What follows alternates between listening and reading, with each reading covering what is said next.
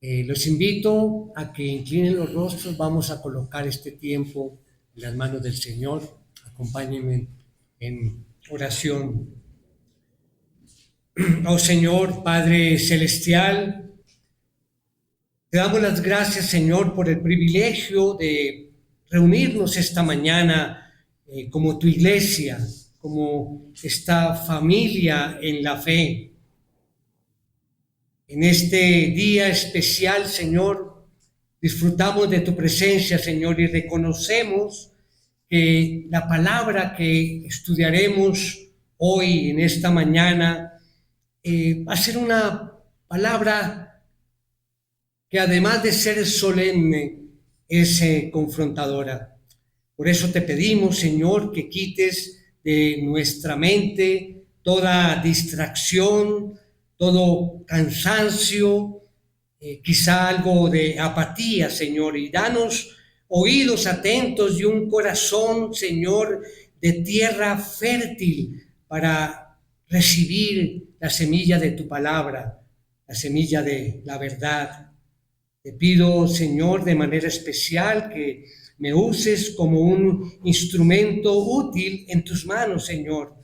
Que mis palabras no sean de sabiduría humana, sino el consejo fiel de tu escritura, Señor. Prepara cada mente, Señor, y cada corazón para lo que vamos a hablar en esta mañana. Nos rendimos ante ti, Señor, y te entregamos este tiempo en el nombre precioso de tu Hijo Jesucristo. Amén. Amén.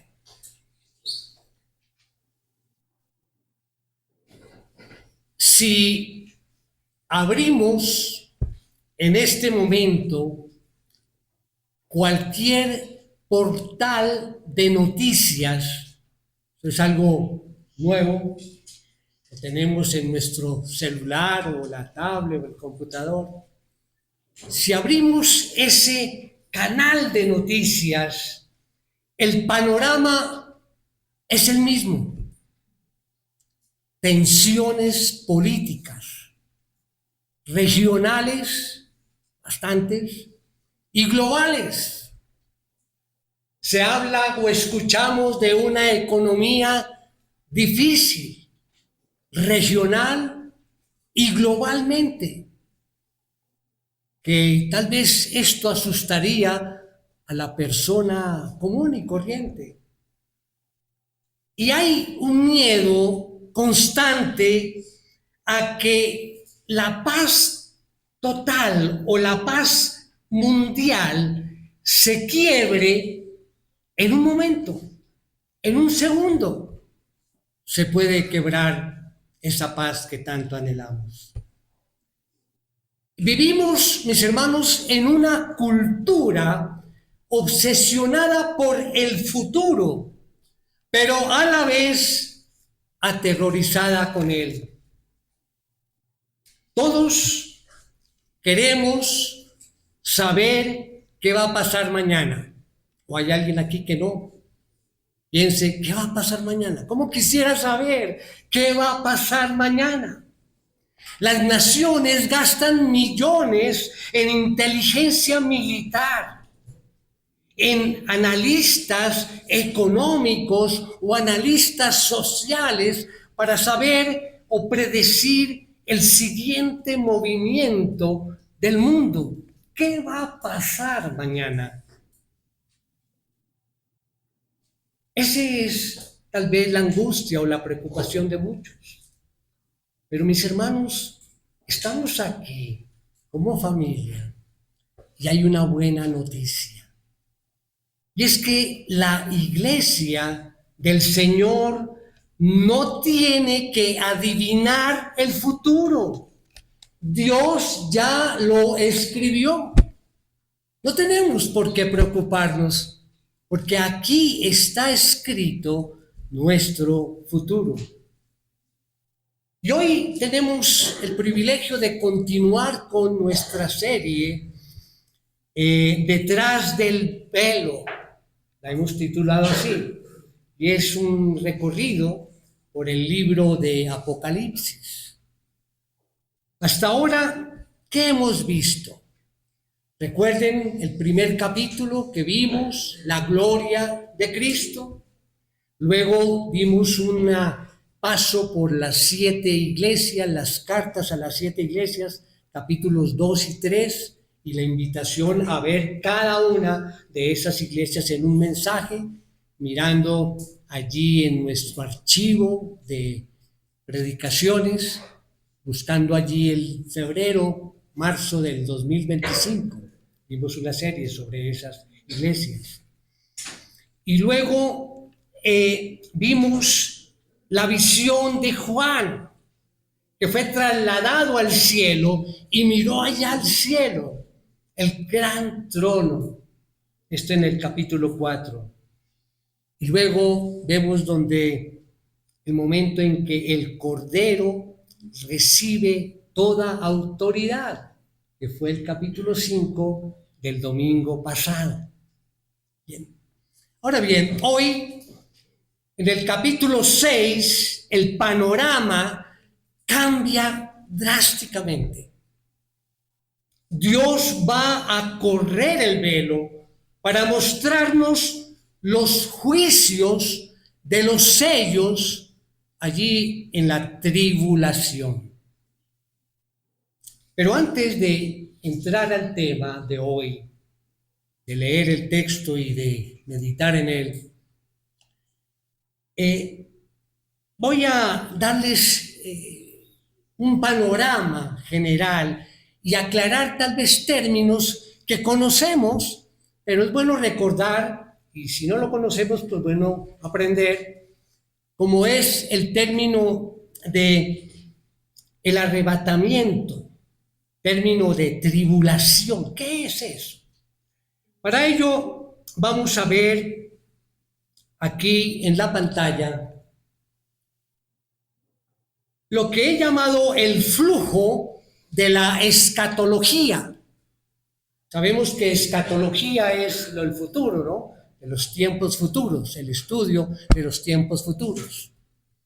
Y aquí vamos a ver una línea que quiero explicar rápidamente, porque todo eso va a profundizarse a medida que avancemos en el estudio del libro de Apocalipsis. Bien, miremos la pantalla. Allí vemos en esta primera parte, a la izquierda, la era de la iglesia. ¿Cuándo comienza la iglesia? Podemos ir a Hechos, el libro de Hechos 2, recuerdan allí en Pentecostés, cuando viene el Espíritu Santo, allí comienza la iglesia. Este sería el inicio. Quiere decir que antes, poco antes de iniciar la iglesia, fue la muerte de Cristo. ¿De acuerdo?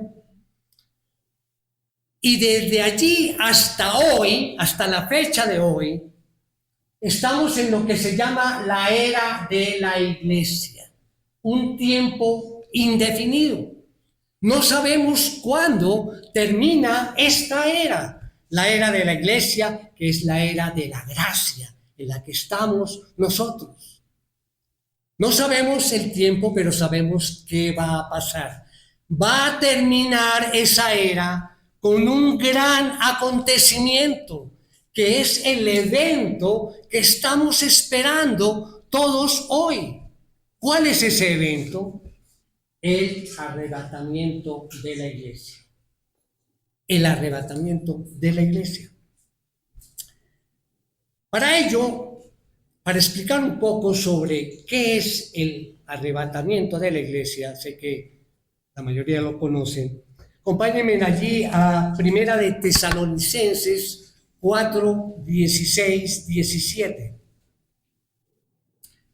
Dice el texto: pues el Señor mismo descenderá del cielo con voz de mando, con voz de arcángel y con la trompeta de Dios, y los muertos en Cristo se levantarán primero. Entonces nosotros, los que estemos vivos y que permanezcamos, seremos arrebatados juntamente con ellos en las nubes al encuentro del Señor en el aire, y así estaremos con el Señor siempre. Bien, este es uno de los versículos que nos habla de ese momento especial que estamos esperando y que es el próximo evento, el arrebatamiento. Después del arrebatamiento, algunos dicen inmediatamente después, quizás otros algunos días o un tiempo después, viene el siguiente evento, que es la tribulación.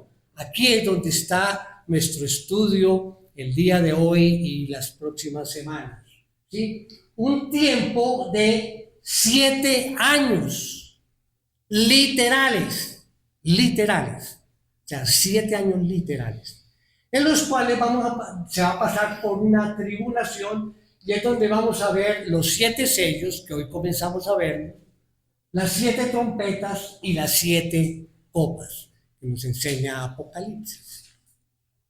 Ahora, la tribulación, ese periodo, repito, literal de 7 años, está allí enfocado en el juicio de las naciones y un trato especial de Dios con el pueblo de Israel.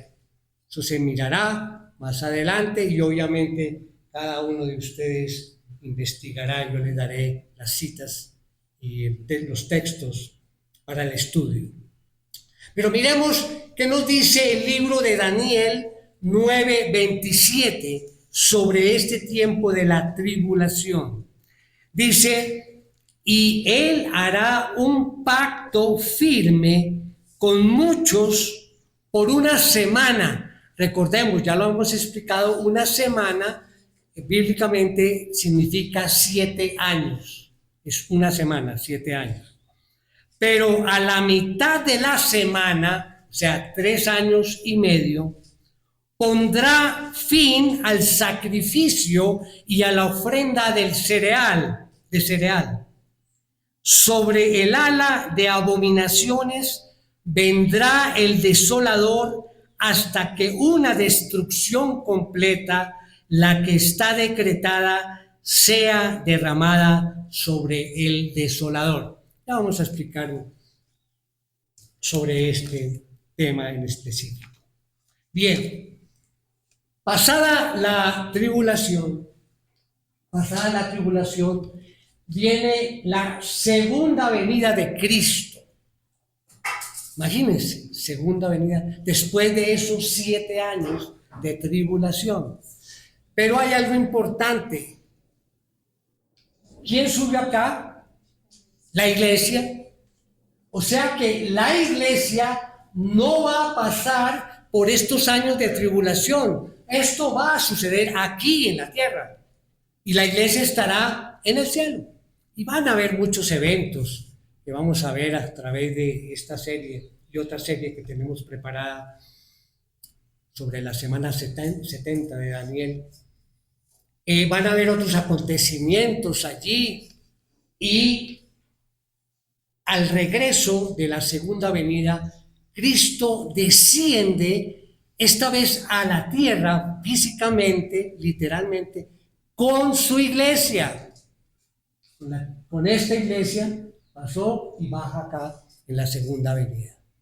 Impactante. Allí vendrán otros acontecimientos, acabará el anticristo, bueno, todo eso lo vamos a ver. Este simplemente es un panorama para que veamos el futuro. Inmediatamente después comienza el reino milenial de Cristo en la tierra. Nuevamente, literal, son 1000 años de gobierno de Cristo con su iglesia que van a transcurrir allí. Dice así en el milenio: Cristo en la tierra desde el trono de David. Si alguien quiere leer allí en el capítulo 20 de Apocalipsis, vamos a ver todos estos temas también, si quieren mirarlos. Pasado el milenio, viene el juicio del gran trono blanco. ¿A quiénes juzgará allí Dios? esta línea que viene desde acá, tiempo atrás, incrédulos van al Hades, también lo vamos a mirar, al morir, el Hades, no van al infierno. O sea, los no creyentes mueren, pero no van al infierno directamente. Van al Hades, que es un sitio de castigo, pero ya veremos que al infierno pasarán posteriormente, después de este juicio del gran trono blanco. Cada uno de estos temas van a ser una serie llena de información. Simplemente quiero que miremos hacia ese futuro del cual estamos interesados. Y ya pasado esto, el juicio del gran trono blanco, viene, digamos, lo que es la eternidad o el estado eterno, ¿sí? Los creyentes, aquí, ¿verdad? Cielos nuevos, tierra nueva, los creyentes, y los incrédulos irán así al infierno. Bueno, eso vienen muchos detalles, como les digo, pero aquí ya tenemos un panorama de lo que va a pasar. Está escrito aquí, por eso no tememos al futuro, porque sabemos qué es lo que va a pasar. Mis hermanos, este mapa del tiempo que ven aquí en la pantalla no es para alimentar nuestra curiosidad intelectual, no, sino para entender el corazón y el plan de Dios para nosotros. Nosotros como iglesia, que nos encontramos hoy aquí comenzando en la era de la gracia, esperando ese gran momento de ser arrebatados hacia el cielo. Por lo tanto, vamos hoy a correr el velo de la historia para ver qué pasa aquí en la tierra justo después de que la iglesia es quitada. ¿Qué pasa en este tiempo de tribulación? Imaginen, mis hermanos, la escena. El reloj de la gracia se detiene. Se detiene para todas las naciones. El caos global es absoluto por la desaparición de millones de creyentes. Desaparecen en un momento, en un abrir y cerrar de ojos, dice. Cristo llevará a su esposa al cielo. En el cielo, mientras esto sucede, en el cielo, siguiendo nuestra serie, el Cordero de Dios toma ese libro de los 7 sellos. Y bueno, y aquí comienza el mensaje de hoy, donde vamos a ver 4 puntos bajo el título del mensaje, el principio del fin. El principio del fin. ¿Cuál es la idea principal de nuestro mensaje esta mañana?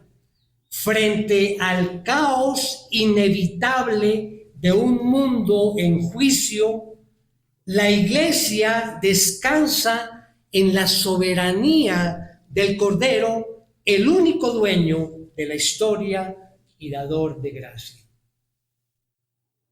Frente a ese caos inevitable. Comencemos entonces nuestro texto, capítulo 6 del libro de Apocalipsis. Vamos con el primer sello. El primer sello es la ilusión de la paz sin Dios. Dice capítulo 6, los 2 primeros versículos. Entonces vi cuando el Cordero abrió uno de los 7 sellos y oí a uno de los 4 seres vivientes que decía como con voz de trueno, ven. Miré y había un caballo blanco. El que estaba montado en él tenía un arco. Se le dio una corona y salió conquistando y para conquistar. Entonces vamos a ver esa tentación como punto A, la tentación de una falsa seguridad terrenal. Cuando estudiábamos los capítulos 4 y 5, veíamos en términos generales esa adoración celestial dirigida primero a Dios Padre y segundo a Jesucristo. Capítulo 4, si recuerdan mis hermanos, se exalta allí a Dios como creador, mientras que en el capítulo 5 se exalta a Cristo como redentor.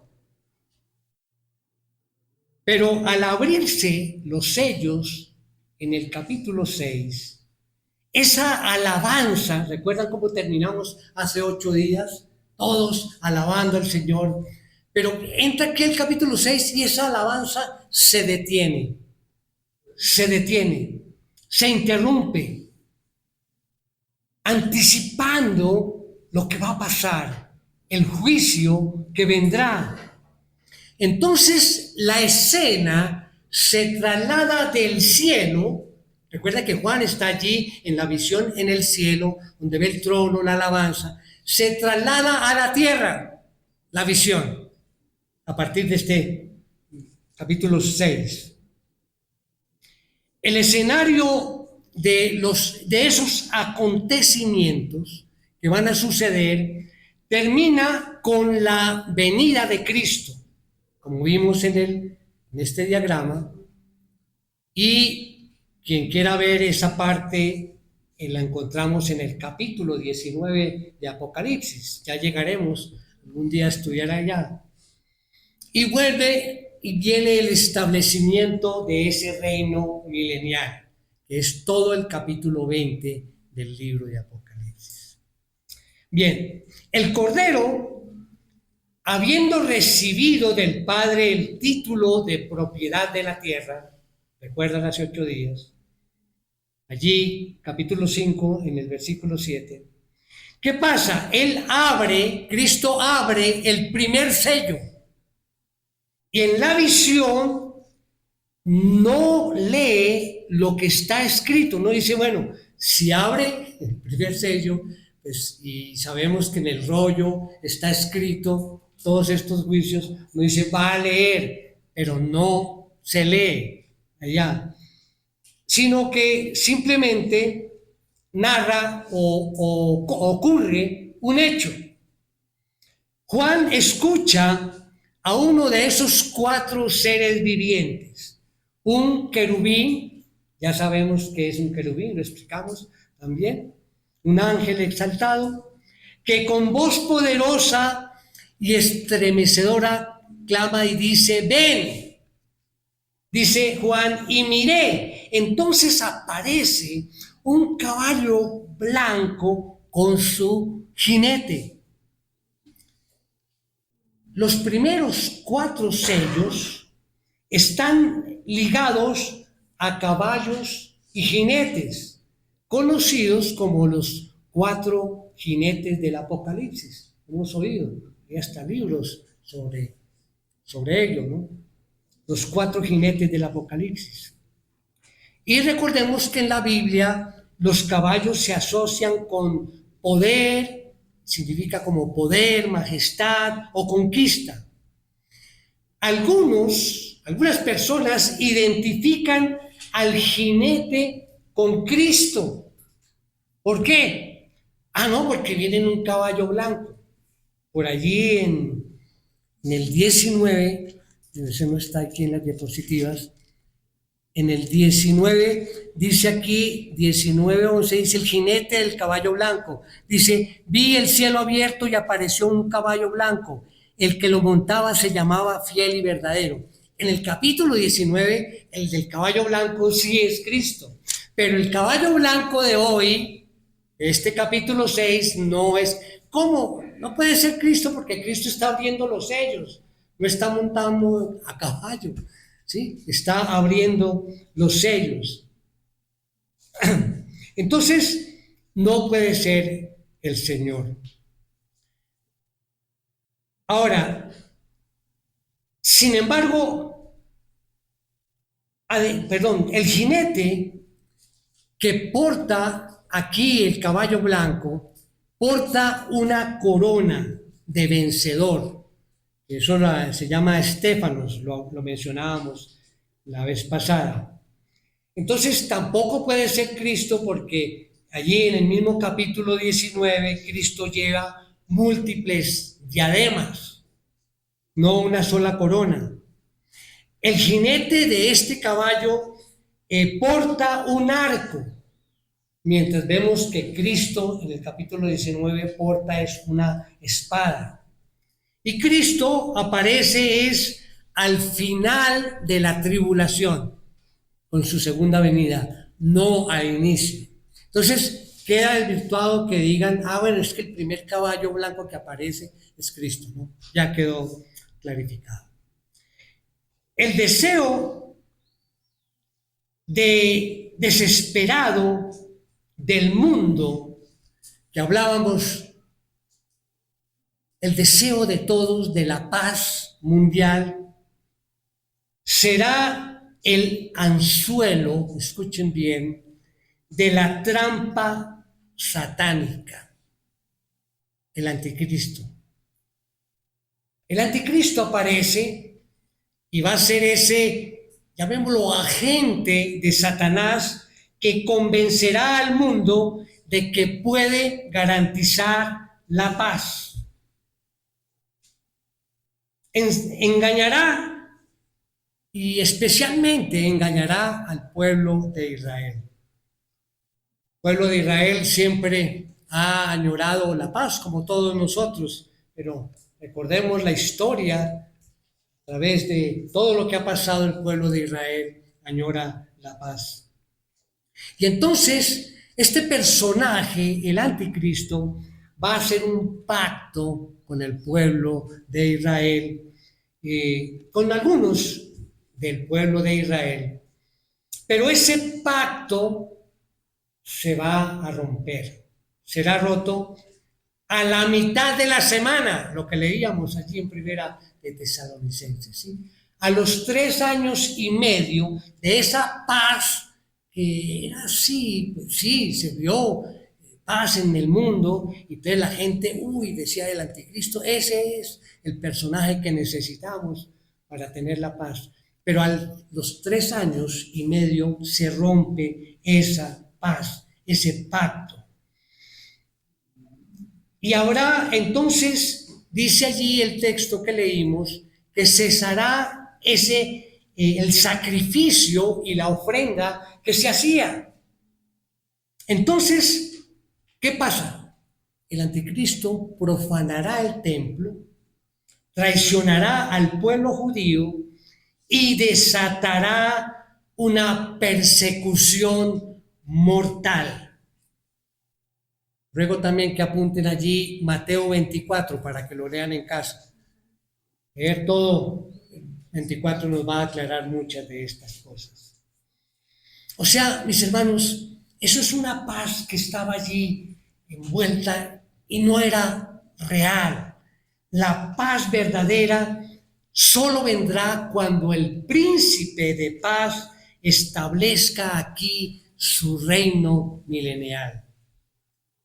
La Biblia advierte repetidamente sobre el engaño de esa falsa paz. Jeremías denunció a quienes decían paz, paz, y no hay paz. El Señor mismo declaró que tales profetas hablaban visión mentirosa, adivinación, vanidad y engaño de su corazón. Miren lo que dice Jeremías 14:14.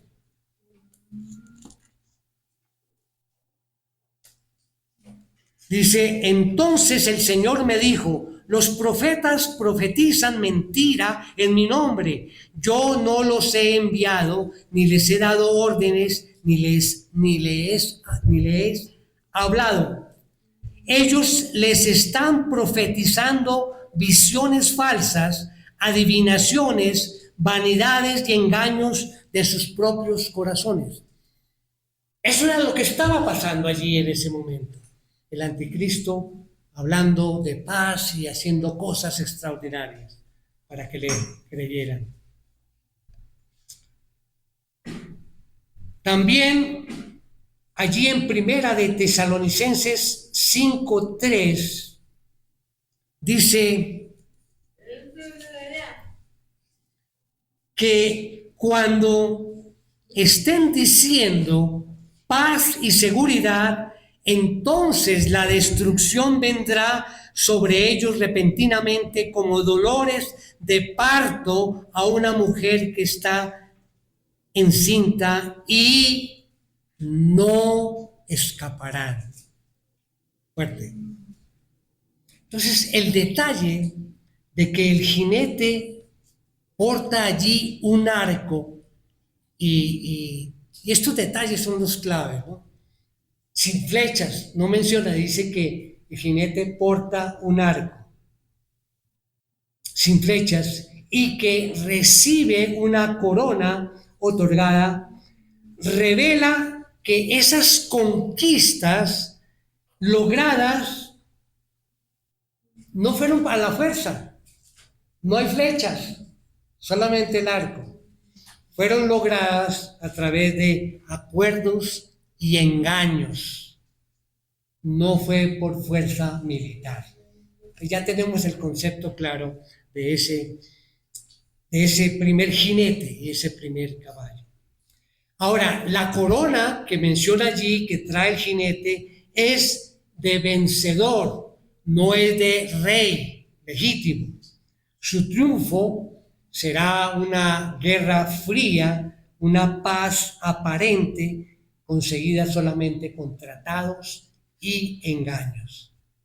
Prometerá prosperidad y una era dorada, y el mundo lo exaltará como líder supremo.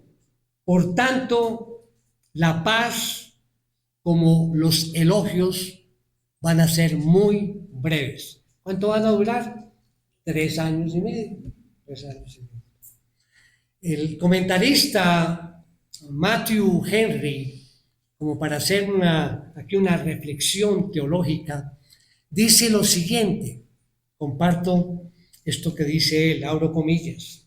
Dice, muchos celebran la paz externa como el mayor logro humano, pero una paz que se fundamenta en el pecado y en darle la espalda a Dios es solo el preludio de una tormenta eterna. La paz del mundo engaña, solo la paz de Cristo sostiene el alma. Termina allí la cita de Matthew Henry. Y esto nos lleva al segundo sello, el colapso de las promesas humanas. Recordemos la idea principal.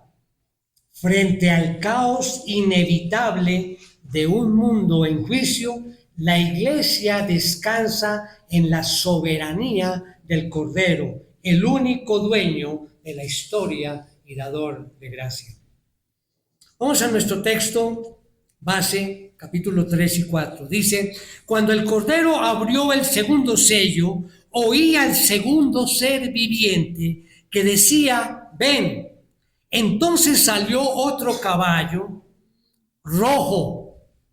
Al que estaba montado en él se le concedió quitar la paz de la tierra y que los hombres se mataran unos a otros y se le dio una gran espada. Aquí vemos la realidad, como punto A, la realidad de un conflicto total. Esa atmósfera de aparente paz y de armonía mundial termina abruptamente con la aparición de este segundo jinete. Las guerras devastadoras se extenderán por el mundo después del colapso de esa falsa paz del anticristo. Desde aquí, la historia adquiere, diríamos, un tono sombrío que permanecerá hasta el regreso del verdadero rey para establecer su reino. O sea, son 7 años. Cuando el Cordero abre entonces el segundo sello, Juan escucha al segundo ser viviente y surge el caballo rojo. En otras versiones habla del caballo bermejo, símbolo de fuego y de sangre. Esa es la representación de la guerra. El juicio de Dios desciende y esa breve paz bajo el anticristo se disuelve en un sangriento holocausto. Juan observa que al jinete se le concede quitar la paz de la tierra. Todo ocurre, cuando dice se le concede, quiere decir que todo ocurre bajo el control soberano de Dios. Él permite primero esa paz aparente y él mismo la concluye trayendo esa guerra terrible.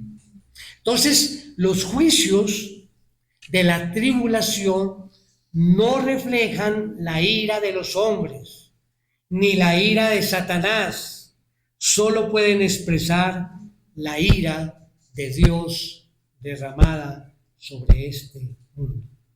Fuerte. Cordero dice, abre los sellos, y en la primera parte de la tribulación habla de los dolores de parto. Allí en Mateo 24:8 dice, pero todo esto es solo el comienzo de dolores. La paz mundial se transforma en un conflicto global. Jesús lo anticipó allí en Mateo 24:6-7. Dice, ustedes van a oír de guerras y rumores de guerras. Cuidado, no se alarmen, porque es necesario que todo esto suceda, pero todavía no es el fin, porque se levantará nación contra nación y reino contra reino, y en diferentes lugares habrá hambre y terremotos. Hermanos, dice que los hombres se matarán unos a otros, de forma tal que esto es algo sin precedentes. La violencia alcanzará niveles sin precedentes, con exterminios masivos y holocaustos inimaginables, favorecidos obviamente por los avances tecnológicos, ¿sí?, en cuanto a armamento. Entonces, el jinete dice que recibe al final una gran espada. Aquí se presenta esa gran espada de este jinete para subrayar la magnitud de la guerra. La falsa paz del anticristo se disolverá en un torbellino de guerras, de asesinatos, de rebeliones y masacres. Y así como fue el principal promotor de la paz engañosa, el anticristo tendrá un papel decisivo en esas guerras que le seguirán. Y para mantener su poder, recurrirá a la guerra con la misma habilidad con que promovió la paz. Estamos hablando del anticristo. Daniel, en el libro de Daniel 8:24, describe su carrera bélica. Dice así, en el libro de Daniel, su poder será grande, pero no por su propio poder. Destruirá en forma extraordinaria, prosperará y hará su voluntad, destruirá a los poderosos y al pueblo santo. Poder que tiene el anticristo. Entre sus víctimas estarán muchos creyentes. ¿Cómo así? Pero ¿acaso no subimos al cielo? ¿No fuimos arrebatados? Entonces, ¿cómo así? Que en ese momento de tribulación van a sufrir también creyentes. Bueno, los creyentes que van a creer en el Señor en ese tiempo de tribulación, que van a ser muchos. O sea que los intentos del anticristo de aplastar a sus enemigos y de dominar sobre ellos con mano de hierro traerá como resultado guerras que durarán hasta el final de la tribulación, hasta el final de esos 7 años. Las guerras iniciadas con la apertura del segundo sello se extenderán durante el tiempo restante antes de la llegada de Cristo y de iniciar ese reino milenario. Vamos al tercer sello, mis hermanos. El peso de la escasez y la supervivencia. En versículos 5 y 6 de nuestro texto. Cuando el Cordero abrió el tercer sello, oí al tercer ser viviente que decía: ven. Y miré y había un caballo negro. El que estaba montado en él tenía una balanza en la mano. Y oí como una voz en medio de los 4 seres vivientes que decía: 1 litro de trigo por 1 denario y 3 litros de cebada por 1 denario, y no dañes el aceite y el vino. Aquí hablamos de un dolor económico como punto A, el dolor económico como consecuencia del pecado. Al abrirse este tercer sello, la voz del tercer ser viviente, anuncia la llegada de este caballo negro y su jinete. Simboliza que la hambruna que sigue inevitablemente, porque después de una guerra como la que vimos ahorita con el segundo caballo, pues obviamente los alimentos pues, han sido destruidos y quienes producían esos alimentos pues escaparon, se perdieron. Entonces viene una gran hambruna. Jesús mismo predijo esta hambruna. Allí, volvamos allí a Mateo 24:7. Volvámoslo a leer. Dice: porque se levantará nación contra nación y reino contra reino, y en diferentes lugares habrá hambre y terremotos. En la historia bíblica, Dios ha usado el hambre como un instrumento de juicio. Sin embargo, esta será una hambruna tan devastadora que va a ser la más devastadora de la historia humana. Esa balanza en la mano que trae este jinete representa el racionamiento que acompañará esa escasez.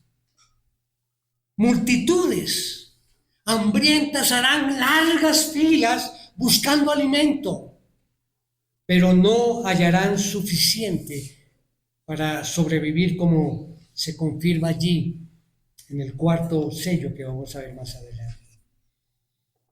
Después de esa aparición del caballo negro, Juan oyó una voz de en medio de los 4 seres vivientes. Dice: como los 4 seres vivientes estaban allí, ¿recuerdan? Alrededor del trono.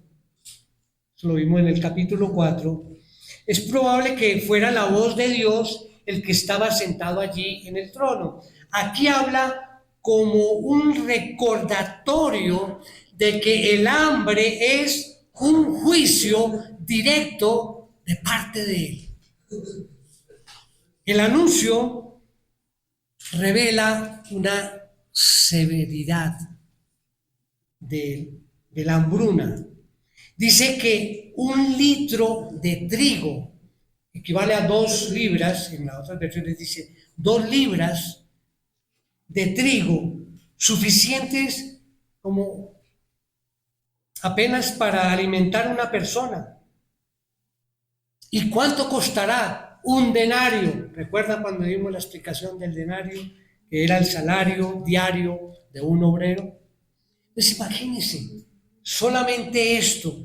Así que el trabajador apenas podría o podrá sostenerse a sí mismo, pero no tiene la capacidad de alimentar a su familia.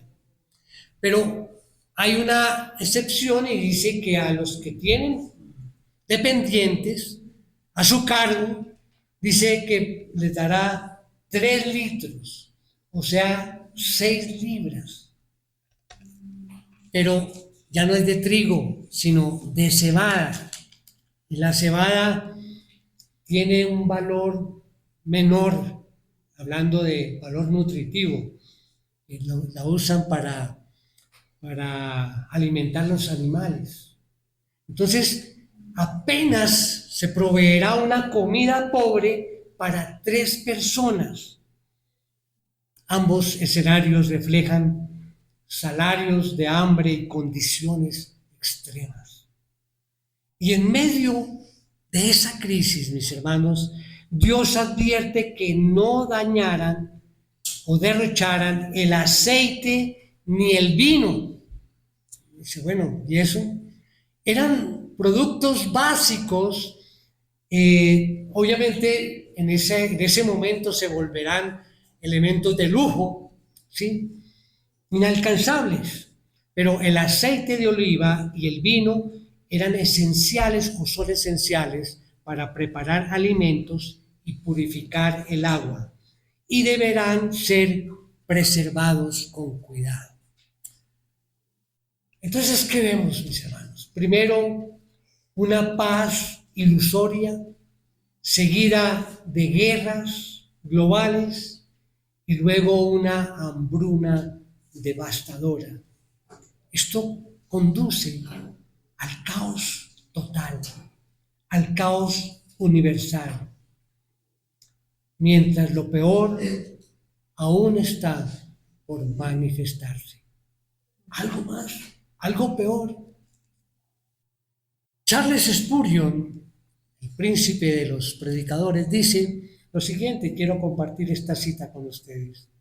Abro comillas, cuando el pan escasea y las balanzas pesan con rigor, el creyente debe recordar que su provisión no depende de las leyes de la economía terrenal, sino de las promesas inmutables de su Padre Celestial. Dios no dejará desamparado al justo. Bien, vamos hermanos al cuarto y último sello de este mensaje.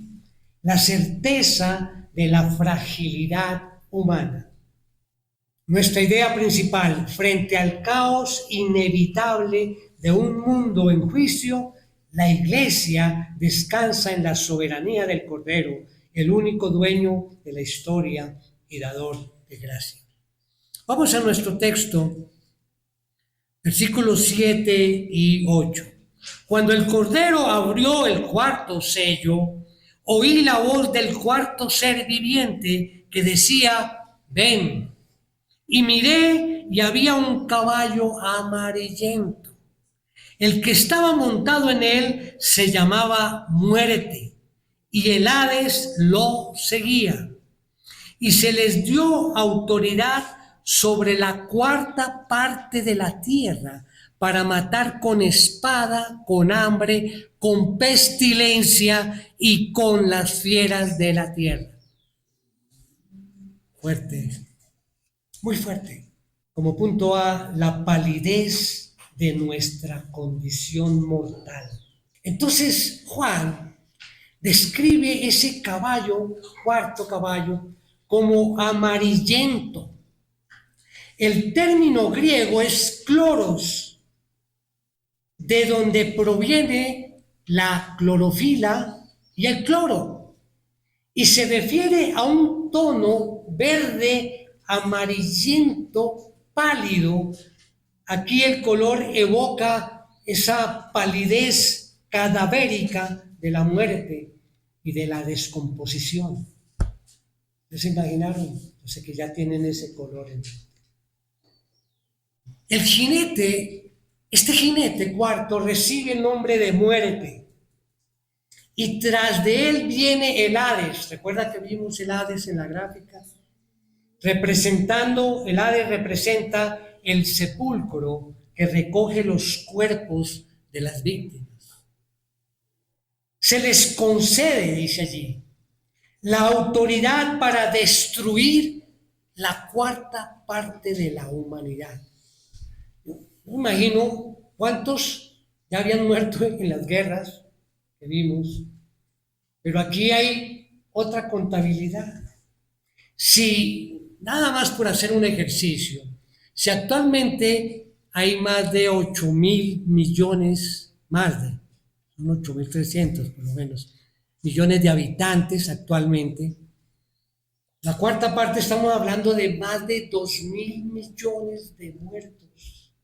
Una cifra espantosamente posible en tiempos en que tenemos armas nucleares, químicas y biológicas. No podemos decir, es que 2.000 es mucha gente, ¿cómo van a llegar?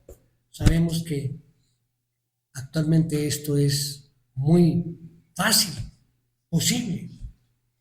O sea que nos dice el texto que la muerte empleará 4 instrumentos: espada, hambre, pestilencia y fieras. Hay algo curioso. La espada y el hambre, pues ya lo mencionamos en los sellos anteriores, las guerras, la hambruna. Ahora, se añade la pestilencia. El término griego es thanatos, pestilencia, que abarca enfermedades, desastres naturales, terremotos, inundaciones, erupciones volcánicas e incluso armas biológicas y químicas. Históricamente, las enfermedades han causado más muerte que las guerras. La epidemia de influenza en 1918 al 1919 mató a unos 30 millones de personas, superando ampliamente las bajas que hubo en la Primera Guerra Mundial. En ese mismo periodo, el tifo o tifus cobró millones de vidas en Europa del Este. Y imaginen en un mundo que está devastado por la guerra, por el hambre, la propagación de enfermedades será inevitable. A primera vista, aquí la inclusión de las fieras. Miremos nuevamente al final del versículo 8, dice: bueno, y miré y estaba montado, se llama Muerte, y el Hades lo seguía, y les dio autoridad sobre la cuarta parte de la tierra para matar con espada, ya vimos, guerra, con hambre, con pestilencia, que le acabo de mencionar, las enfermedades, y con las fieras de la tierra. Y aquí viene algo interesante. A primera vista, como que no cuadra esto de las fieras: espada, hambre, mortandad por la pestilencia, pero fieras parece como enigmático, ¿no? Pues uno supone que la mayoría de las fieras o también ya habrán muerto también con tanta devastación, o están muy lejos de la zona rural, llamémoslo así, o de las ciudades, están muy lejos. ¿Por qué menciona fieras? Hay una posible explicación, y es que la más mortífera de todas las criaturas. ¿Sabe cuál es? La rata, las ratas. Esta prospera, crece en las zonas devastadas.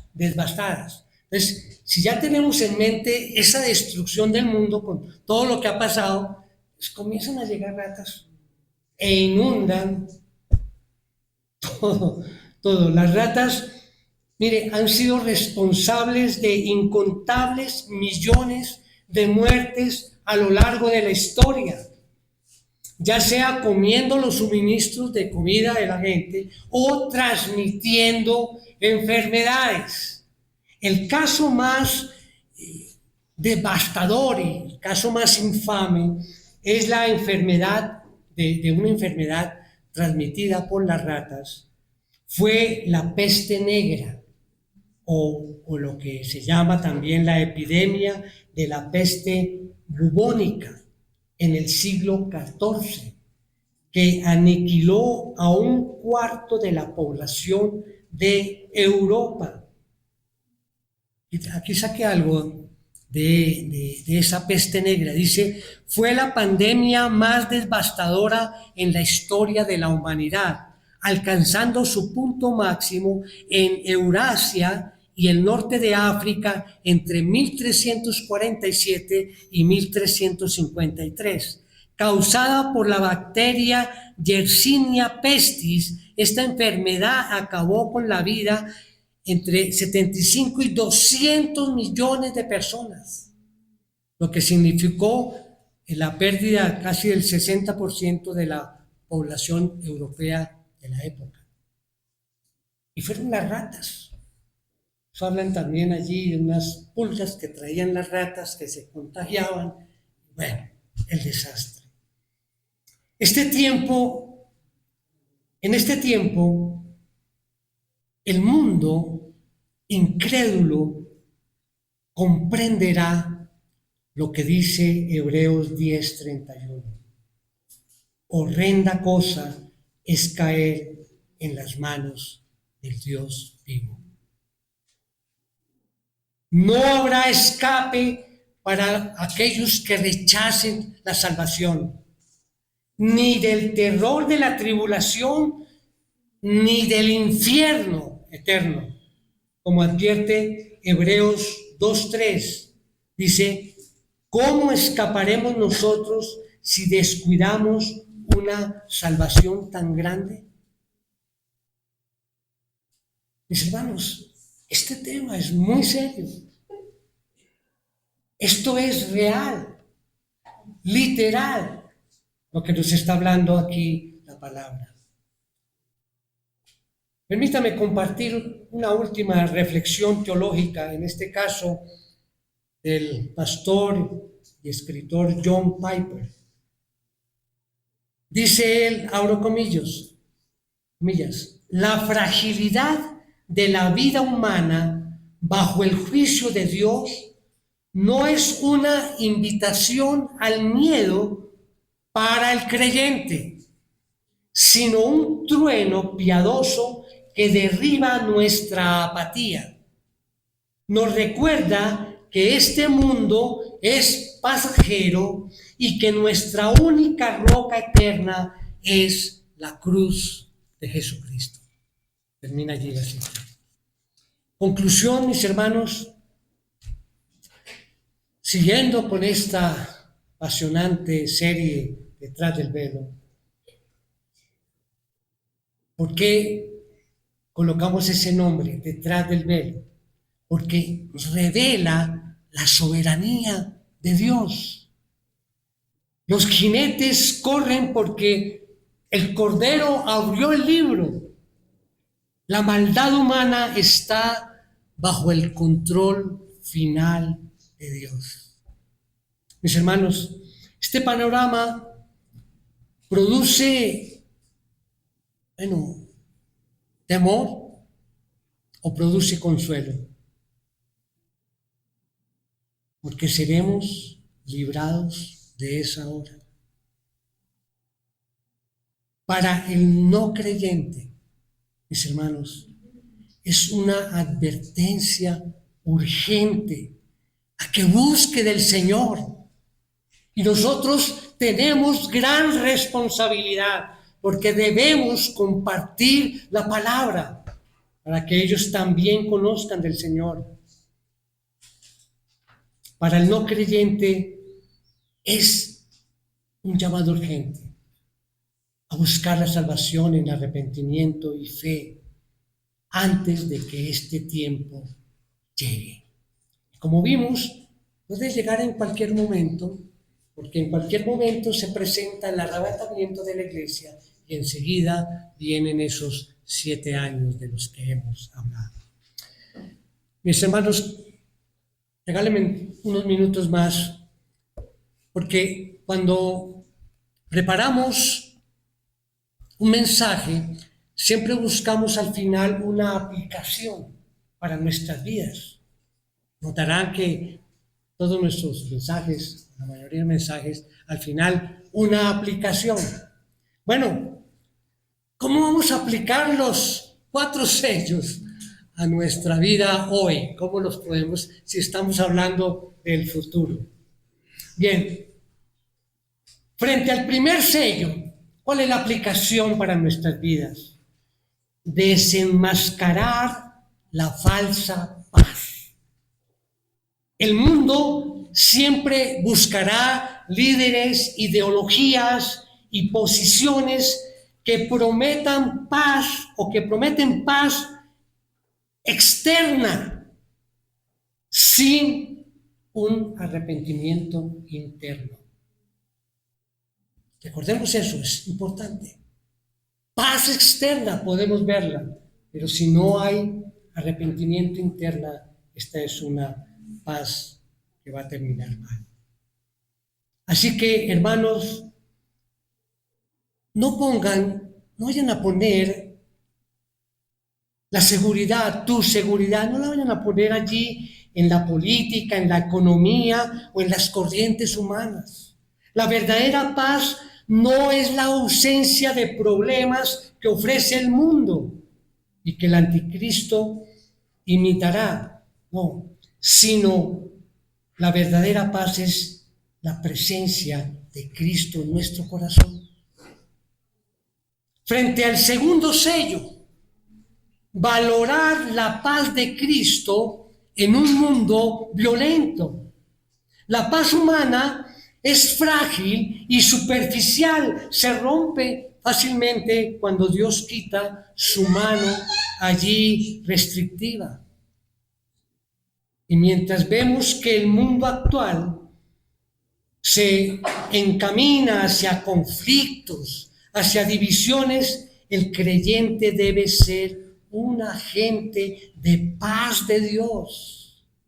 Si el entorno se vuelve bermejo, es decir, violento y hostil, nuestra confianza debe descansar en que nuestra vida está en Cristo.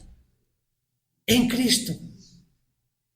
Frente al tercer sello, cultivar la dependencia y el contentamiento. La escasez extrema del tercer sello nos recuerda que los recursos materiales de este mundo son temporales y son vulnerables. Mi hermano, mi hermana, no debes vivir afanado o afanada por lo material, ni a confiar en las riquezas. Hoy es el día para aprender a depender diariamente de Dios, a ser buenos administradores y a practicar la generosidad con los que menos tienen, sabiendo que Dios es nuestro proveedor. Y frente al cuarto sello, vivir con sentido de urgencia evangelística. El caballo amarillo representaba la realidad de la muerte y el destino eterno inmediato, el Hades. Esta es tal vez la aplicación más fuerte de este mensaje. Si sabemos ya el terrible destino que le espera a este mundo, la iglesia no puede ser apática. Ver los juicios venideros debe encender en nosotros la urgencia de predicar el evangelio hoy mismo a nuestros familiares, a nuestros amigos, nuestros vecinos, antes de que llegue ese tiempo. Para nosotros, la iglesia del Señor, esto no es un motivo de terror, sino de profundo consuelo y rendición. Pero nos recuerda que nuestro futuro no depende de las decisiones de los gobernantes de este mundo, ni del rumbo de las guerras, ni de las crisis económicas. Estamos hablando de nosotros. Nuestra vida está en las manos del único que es digno de abrir el libro y de desatar los sellos. Dios nos ha mostrado el final de la historia para que reaccionemos hoy, mis hermanos. Nos lo muestra para que la iglesia despierte de su comodidad, para que valoremos la era de la gracia en la que vivimos hoy y para que corramos a rescatar a los que están perdidos antes de que comience el juicio. Amén. Amén. Tenemos nuestros rostros. Oh Señor Dios soberano, gracias Señor, porque tu palabra nos da consuelo al saber que la iglesia no está destinada para ese tiempo que vimos de tribulación, sino estamos destinados a una eternidad en tu presencia. Padre, te pido por tu pueblo hoy, Señor, que este mensaje despierte en nosotros una urgencia. Señor, quita nuestra apatía, que al ver el destino de un mundo sin ti, corramos a predicar a nuestros hijos, padres, amigos, vecinos, compañeros de trabajo, de estudio. Danos un corazón que, Señor, que no dependa de estas riquezas temporales, sino de tu provisión eterna, Señor. Señor, abre nuestros ojos para ver que solo en ti hay paz verdadera, hay vida abundante y hay esperanza eterna.